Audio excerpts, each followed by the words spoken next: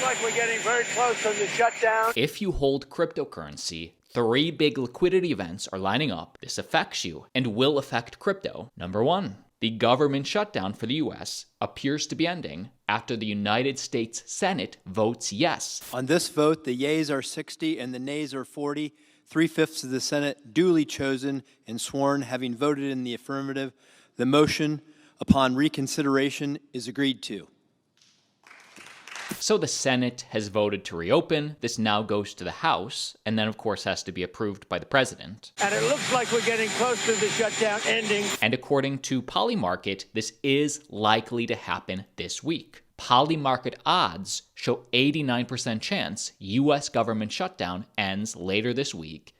If true, $100 turns into $113. Because it's likely a sure thing, although everything is possible. And again, the government shutdown has lasted 43 days thus far. You could have bet for or against any time, yet after this recent news from the Senate, odds just jumped to 89%. If you think that's likely to be true, and again, this is through November 12th through 15th, so this week, then it may be an easy $13. Or of course, if you think Trump is going to mess it up, the Senate, anybody's going to mess it up, then that might be a clear. You could win much, much more betting against if it doesn't happen. But according to Polymarket, which does have a great track record thus far, it likely will, which I like. And we understand that, number 1, this will allow the Market Structure Bill, Clarity Act, to finally pass. This will finally happen. And 2, this brings liquidity back from the United States into the economy.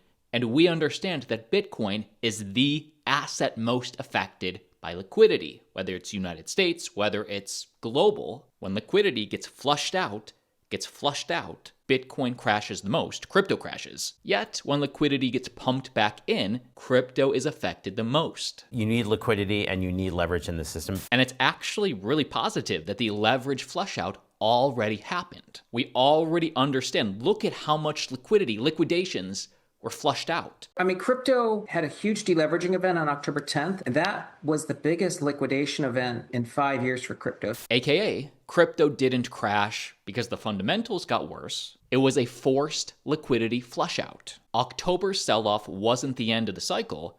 It was the result of tightening liquidity and rising macro tensions. And I loved this perspective. One of the interesting characteristics of the perpetuals futures market offshore in crypto is that if you get liquidated, there's no stigma attached to it in some of the outlets, right? You post collateral. If you get liquidated, you come back the next day and try again. It's almost more like an option than it is a futures contract. Whereas, here when you're working with an FCM on a regulated futures contract and you don't meet a margin call, we've all seen trading places. It doesn't end well, right? So part of that kind of impunity of liquidation is just a characteristic of the crypto markets. The centralization of liquidity, on each exchange rather than having it work through clearing houses and things like that, show kind of an early market that's still kind of owner operated. Those things will evolve over time. Meaning we are early, meaning these are all signs of such a new, flourishing, budding market. And then we were in this liquidity environment that was so tight that the Fed... That brings us to door number 2. ...had to come in and, do some unscheduled repo activity to help restore the bank's balance sheets. Another big liquidity event that will affect crypto. Now, I posted this on our X account this morning. Link down below, follow. But just in, the SOFR is plummeting. Now, the SOFR, this is a chart from the Fed, but the SOFR is the United States Secured Overnight Financing Rate, aka the rate that big players pay to borrow cash overnight. And as this plummets, especially so much so fast, it makes money cheaper. It allows big players to get money easier. A sharp drop signals cheap money flooding in, often sparking bolder risks and surging asset prices. And an SOFR move like this tends to signal Bitcoin and alts move in weeks, not months. Focus on liquidity, not hype. And this does not mean that tomorrow altcoins are going to explode. It takes some time for confidence to come back. But charts like this speak volumes, and we see for months and months and months, in the year 2025, it costs big money, anywhere from 4.3 to 4.5% to borrow to get money. All of a sudden, in the blink of an eye, it's now down to 3.9. Data from the Federal Reserve Bank of New York, meaning liquidity is coming back. What's one of the layer ones that's most interesting to you and why? And keep in mind, ETH is where Wall Street will build. Raoul Pal explains why Ethereum holds the most value, the most builders, most activity, and the most security, and the data doesn't lie. ETH exchange reserves dropping rapidly now. Supply shock incoming. Much like the Mag 7, we will have a group of layer ones that will be the foundational layer for this new internet. Bitcoin is not that, because it's not a smart contract platform. So it's its own asset that you alluded to before, which plays a very specific and important role. So then you've got the smart contract platforms, and they're driven by Lindy effects, which is how long have they been around and did they fail? Ethereum is the oldest. Now, Ethereum stores more value than anybody else.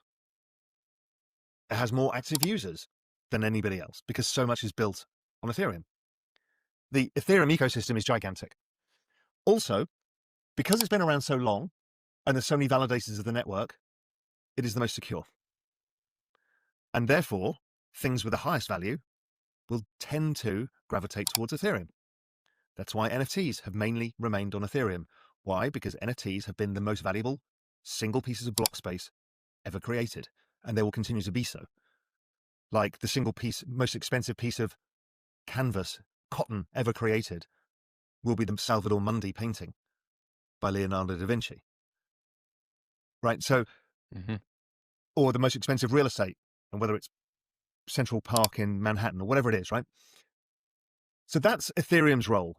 Ethereum's role is probably a large part of the financial system because they need security. They need something that is less risky. It's been adopted for a while, been tested, has a large number of developers. So keep your eyes on Bitcoin, keep your eyes on Ethereum, and let's not forget that Linea, Ethereum Layer 2, Linea is Ethereum. Linea is where Ethereum grows. And what most people do not understand is that Linea is not a competitor to Ethereum. Linea is 100% Ethereum. This is where ETH grows. Let's talk about the $200 million injection they're getting from SharpLink. There's also a burn mechanism with their token, which is now live. There's a burn mechanism. This is important, but they are sponsoring this segment of today's video. So number one, I can share with you the news. But number two, you understand the difference. Linea is the Ethereum Layer 2 that's built by Consensus. Consensus is Ethereum's founding entity, meaning Joe Lubin is an Ethereum co-founder. He's also the founder of Consensus. And Consensus built MetaMask. They're the company behind MetaMask, which I believe has over 30 million monthly active users. So are you starting to see the alignment for Linea? Because MetaMask, I would think, would be pumping all their millions of users onto the ETH L2 that they built, that they're behind. Linea is the ETH L2 aligned with Ethereum themselves through Joe Lubin, who's the co-founder of each. And Joe Lubin is also one of the backers of SharpLink, who just recently announced they're deploying $200 million of their ETH treasury onto Linea. And why would they do this? Well, one of the world's largest public ETH holders, SharpLink, is choosing Linea's institutional-grade infrastructure to unlock scalable, secure, on-chain yield. Meaning as the Ethereum ecosystem does well, I would expect Linea to do well. And check this out. Linea's burn mechanism is now live, meaning every single transaction on Linea will burn both ETH and Linea, directly reducing supply and reinforcing long-term value for both tokens. Deflationary by design. We see some of these partners, Aave, TVL, up and to the right, EtherX. These protocols are only getting used more, which are on Linea. I would expect the next wave of DeFi to happen on Linea. And that brings us to the Bit Tensor halving, which is happening in about 30 days. This is where the block rewards get cut in half. And according to early Bitcoiner Barry Silbert, we are still early, and BitTensor TAO's potential is aiming to be just as life-changing as the internet. I think it remains to be seen in the long run how Bitensor will be a force for good and contribute to humanity. But I think in the early internet days, I think when the internet first became widely accessible, people appreciated that you could now see classified ads online, or you could get your weather report online. But I don't think people appreciated at the time how the internet truly changed humankind. And I like to think that in 20, 25 years, when we come back and do another interview, it'll become apparent how Bitensor was good for humanity. And how is this life-changing? Well, it's because investing in TAO or holding TAO or staking TAO is like early stage investing in hundreds of different AI startups. The future of AI is being built on Bitensor. The best AI startups of tomorrow will be TAO subnets. For example, what are some of the up-and-comers? Subnet 33, Ready AI, is one I like. We also have Subnet 75, Hippias. This was the very first subnet to be listed on a centralized exchange. Many great ones here. Obviously, Shoots is the blue chip, and the halving is about to send a supply shock to the system if demand just stays the same, like the Bitcoin halving. That is the video. My name's Austin. Like always, see you tomorrow.